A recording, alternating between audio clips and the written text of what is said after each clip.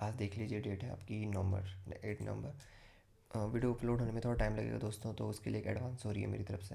PNL आपने देख लिया है, तो सबसे पहले थोड़ा एग्जीक्यूशन देख लेते हैं, किस तरीके से मैंने ऑर्डर एग्जीक्यूट करे हैं, क्या क्या मेरा परसेप्शन था उनके पीछे, या फिर जो भी मेरा सेटअप रहा होगा। तो थोड़ा बहुत आज मिस्टेक मैंने कमिट करी है। ये निफ्टी है, तो निफ्टी तो मैंने बताया आपको, देखता ही हूँ। ये प्रीवियस चार्ट है, मे बी आपने कल भी देखा होगा। ये आपको रेजिस्टेंस लेवल कल भी दिखे होंगे, और ये काफ़ी अच्छे से काम किया है। और अभी फ्रैंकली बोलूँ तो मुझे नहीं पता है कि ये रेजिस्टेंस लेवल मैंने पहले क्यों ड्रॉ किए थे। मोस्टली मैं अपनी प्रीवियस स्टडीज़ में बिलीव करता हूँ। जो भी अभी मैंने ट्रेंड लाइन डाली, अगर मैं इसे एक्सटेंड करूँगा इन फ्यूचर, ये इसके ऊपर आएगा प्राइस, तो मैं ज़रूर इसे कंसिडर करूँगा। और जैसे ये सपोर्ट लेवल हो गया, देख मैं अभी यहाँ पे मैंने ड्रॉ कर लिया है। इन फ्यूचर जब यहाँ पे प्राइस आएगा तो इसमें ज़रूर रिएक्ट करेगा, और हो सकता है कि मैं उसके हिसाब से ट्रेड ले सकूँ। इसके अलावा मैंने बताया था वॉल्यूम प्रोफाइल मैं ज़रूर कंसिडर करता हूँ। अब मैंने कल ही आपके सामने ITC में वॉल्यूम प्रोफाइल डाल के दिखाई थी। ये वही वॉल्यूम प्रोफाइल है जिसके ऊपर इसने आज काम किया है। अभी फॉर्चुनेटली इसी के आसपास यहाँ पे पिविट, मेन पिविट भी आ गई है। मेन पिविट भी काफ़ी अच्छे से रिस्पेक्ट करता है, तो आज मैंने इसमें ट्रेड लिया। थोड़ा मेरी गलती रही है, जो मेरा डिज़ायरेबल प्राइस था उससे थोड़ा महंगा मिला मुझे, लगभग शायद 10 पैसा। इस पे मैंने ITC में सबसे ज़्यादा ट्रेड आज तक लिया है। अभी आपको यहाँ पे ग्रीन दिख रहा होगा, लेकिन मैंने थोड़ा गलतियाँ करी हैं यहाँ पे, वो मैं शेयर करता हूँ आपके साथ। 40 पैसे का मैंने SL लगाया था, जो मैं लगाता हूँ, आपको दिख रहा होगा स्क्रीन में। यहाँ पे 40 पैसे का SL था। 1:1 मैंने इनिशियल टारगेट रखा था। उसके बाद ट्रेड स्टार्ट होता है और आगे बढ़ता है। इसी बीच मेरे को एंट्री दिखती है निफ्टी में, ये मैं बाद में डिस्कस करूँगा। ये स्कैल्प ट्रेड था। आप यहाँ पे देख सकते हैं कि 2 मिनट में मैं एग्जिट हो गया था। 2 मिनट से भी कम, हाँ नहीं, 2 मिनट के आसपास में इसमें रुका था। 100 क्वांटिटी थी लगभग, और मैंने 500 रुपये का रिस्क लिया था। 500 का मेरे को लॉस हो गया था। और स्कैल्पिंग मोस्टली आपको 100% एक्यूरेसी के साथ चलना चाहिए, क्योंकि इसमें छोटे छोटे मूव्स लेने पड़ते हैं। छोटे छोटे मूव्स के अकॉर्डिंग ही आपको बड़ी क्वांटिटी में ट्रेड करना होता है। तो देखा जाए तो ये बड़ी क्वांटिटी तो है नहीं ज़्यादा, जो ये 100 क्वांटिटीज़ हैं बहुत ज़्यादा बड़ी नहीं है। आपने और स्कैल्पर्स को देखा होगा, और आपने बड़े बड़े नंबर्स देखने की आपको हैबिट होगी अगर आप यूट्यूब से सीख रहे हैं, तो मोस्टली आपको ये हैबिट होगी कि आपको लाखों और करोड़ों के प्रॉफिट देखने होंगे, और क्वांटिटीज़ भी आपको बड़ी क्वांटिटीज़ देखने की हैबिट होगी। बट अभी मैं काफ़ी छोटी क्वांटिटी में ट्रेड करता हूँ। 100 में मेरा काफ़ी अच्छा कंट्रोल है, इसमें मैं मोस्टली 100 को ही कंसिडर करता हूँ। और ये एक साइड मेरा सेटअप हो गया। एक्चुअल में मैं इस सेटअप में काम करता नहीं हूँ। स्कैल्प ट्रेड में बहुत कभी कभी लेता हूँ जब मुझे ज़्यादा कन्विक्शन फाइंड आउट होती है। तो देख सकते हैं आप यहाँ पे ट्रेड लिया मैंने 10:53 में। थोड़ा बहुत सेटअप यहाँ पे दिखा देता हूँ आपको, क्या मेरी एंट्री थी और कैसी मेरी साइकोलॉजी थी। तो यहाँ पे 10:53 के आसपास यहाँ कहीं चल रहा था मार्केट, और उस टाइम पे मैंने सी बाई करा है जब मार्केट यहाँ पे था। बुलिश मोमेंटम एक तरीके से दे रहा था, तो मुझे पूरी उम्मीद थी कि यहाँ से ये एक तरीके से रिटेस्ट करके भी काफ़ी अच्छे बायर्स यहाँ पे आ चुके हैं और अपर लेवल को होल्ड कर रहे हैं। अपर लेवल को होल्ड करने के बाद जो ये फाइनली कैंडल बन रहा था ग्रीन साइड के लिए, तो मैंने उस टाइम पे ट्रेड लिया, और ट्रेड लेने के थोड़ी देर बाद ही मुझे 100% गलत में यहाँ पे साबित हुआ, और बैक टू बैक यहाँ पे रेड कैंडल्स बन गई थी। तो फिर इस तरीके से भी कई सारे ट्रेड्स हमें देखने को मिलते हैं जब हम पूरी तरह से गलत रहते हैं, तो काफ़ी अच्छे होते हैं, क्योंकि जो ट्रेड आपका बहुत टाइम लेके आपको लॉस दे वो थोड़ा बेकार होता है।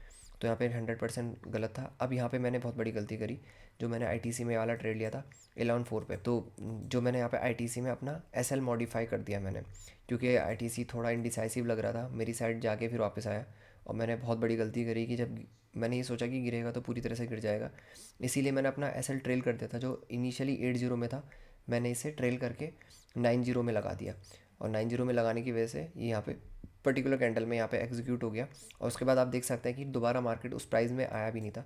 अगर मैं दिन भर भी होल्ड करता तो मुझे 1:4 तक मिल सकता था। भले मैं कर नहीं पाता, पर मैं 1:1 से ज़्यादा निकाल सकता था इस ट्रेड में, जबकि इस ट्रेड में मुझे यहाँ पे लॉस देना पड़ा। ठीक है, ये मेरा लॉस था। 160 रुपीज़ बचाने के चक्कर में मैंने यहाँ पे लॉस दे दिया। इसीलिए ये लर्निंग आपको यहाँ पे मिल सकती है कि अपने SL से कभी भी आपको छेड़खानी नहीं करनी चाहिए, कभी नहीं। तो फिर 30 पैसे का SL वैसे भी अप्रोप्रिएट नहीं है किसी भी ITC में। अगर आप लोगों को भी ये सेटअप फॉलो करना है तो मैं आपको बहुत अच्छी चीज़ें इसमें सिखा सकता हूँ। ऑप्शन आपके लिए काफ़ी प्रॉफिटेबल रह सकते हैं, तो आप आगे बने रह सकते हैं। पहले आप टेस्ट कर सकते हैं फॉरवर्ड टेस्टिंग की, किस तरीके से मैं आने वाले टाइम पे परफॉर्म करता हूँ, क्योंकि मुझे लगता नहीं है कि मैं ITC अभी ड्रॉप करूँगा। मैं कंटिन्यूसली ITC ट्रेड करने वाला हूँ। तो आप देख सकते हैं कि ITC में मेरी एक्यूरेसी कितनी सही थी। इसके बाद यहाँ पे ट्रेंड लाइन ब्रेक करके नीचे आता है, और यहाँ पे भी क्लियर साइन देके फिर अगेन ट्रेंड लाइन के ऊपर प्राइस सस्टेन होकर ऊपर चले जाता है। तो पहली चीज़ तो ये थी कि अगर ये नीचे ब्रेक डाउन देता, या फिर इस टाइम जोन में भी अगर मैं इसे एनालाइज करता, तो मुझे नहीं लगता कि इसमें नेगेटिव में ट्रेड करता। मैं पॉजिटिव साइड ही एंट्री ढूंढता, और जब ये पॉजिटिव साइन दिखाता तो मैं एंट्री ले सकता था। पर चलिए कोई नहीं, इट्स जस्ट अ कैलकुलेशन, ये केवल बातें हैं। अगर आपने यहाँ पे पैसा नहीं बनाया तो आप केवल बात कर रहे हैं, कोई भी बात कर सकता है। ठीक है, तो फिर चलिए इसके बारे में बताते हैं। जो मेरी थर्ड ट्रेड था, ज़्यादा ट्रेड लेना मैं अवॉइड करता हूँ। इसके बाद ही मुझे एंट्री दिखी थी, पर मैंने ट्रेड नहीं लिया, क्योंकि मैं 3 से ज़्यादा एग्जीक्यूशंस नहीं करना चाहता। अगर 3 से ज़्यादा करके मैं ग्रीन क्लोज करता हूँ तो ये ओवर ट्रेड नहीं है। पर अगर मैं 3 ट्रेड लेता हूँ या 3 से ज़्यादा ट्रेड लेता हूँ और मैं रेड में क्लोज़ करता हूँ, तो फाइनल आउटकम मेरा ओवर ट्रेडिंग की वजह से ही होगा। तो फिर ये चीज़ आपको समझनी पड़ेगी। चलिए अब आगे देखते हैं 13-16 पे। 1:16 पे मैंने यहाँ पे निफ्टी में एंट्री फाइंड आउट करी, तो फिर ये है हमारा कैंडल 1:16। हाँ जी, तो फिर यहाँ पे मार्केट कंटिन्यूसली ऊपर जा रहा था, जैसे इसने ये रेजिस्टेंस लेवल ब्रेक किए और ये वाला कैंडल फॉर्म हुआ, उसके बाद मुझे काफ़ी यहाँ पे बुलिशनेस लगी मुझे कि ये ऊपर जा सकता है और डे हाई को भी फाइनली ब्रेक कर सकता है। और ये भी मुझे पूरा यकीन था कि ये इस रेजिस्टेंस को टेस्ट करने ज़रूर जाएगा, इसलिए मैंने इस रेजिस्टेंस में पहुँचने से पहले ही एग्ज़िट करना डिसाइड कर लिया था। तो चलिए एक बार इसका चार्ट देख लेते हैं, आपको काफ़ी इंटरेस्टिंग लगेगा। जो भी मेरी एंट्री थी और जो मेरा एग्ज़िट है वो आपको काफ़ी कुछ सिखा सकता है। यस, तो ये इसका चार्ट है। इसमें मैंने ज़्यादा ड्राइंग्स में डालता नहीं हूँ क्योंकि 5 पॉइंट का एसएल रहता है और वो क्लियरली कैलकुलेट हो जाता है। तो 5 पॉइंट के एसएल में यहाँ पे मैंने, आप देख सके कितने पॉइंट मैंने कैप्चर किए हैं, लगभग 13 पॉइंट मैंने यहाँ पे कैप्चर कर लिए थे। तो 1:2 के आसपास मैंने इस ट्रेड में निकाला, इसीलिए मेरा ओवरऑल ग्रीन में क्लोज हुआ। तो अभी देखते हैं 116 से 121 तक मैंने एग्जिट कर दिया था, तो लगभग 5 मिनट तक का मेरा ये ट्रेड चला है। अभी देखते हैं 16, तो ये मेरी एंट्री थी। इस कैंडल के स्टार्टिंग में ही लगभग कहीं मेरी एंट्री है, और एंट्री के बाद ये जो कैंडल था ये फाइनली ये कैंडल बना।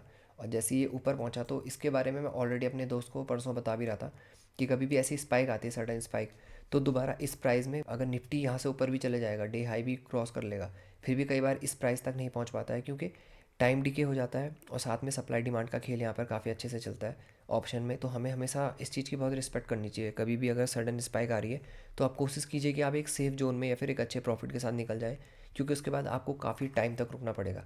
तो आप समझ सकते हैं कि इस लेवल में भी अगर मार्केट का प्राइस दोबारा आया है, तो इस लेवल में भी ये काफ़ी देर बाद आया, लगभग आधे पौन घंटे के बाद आया है।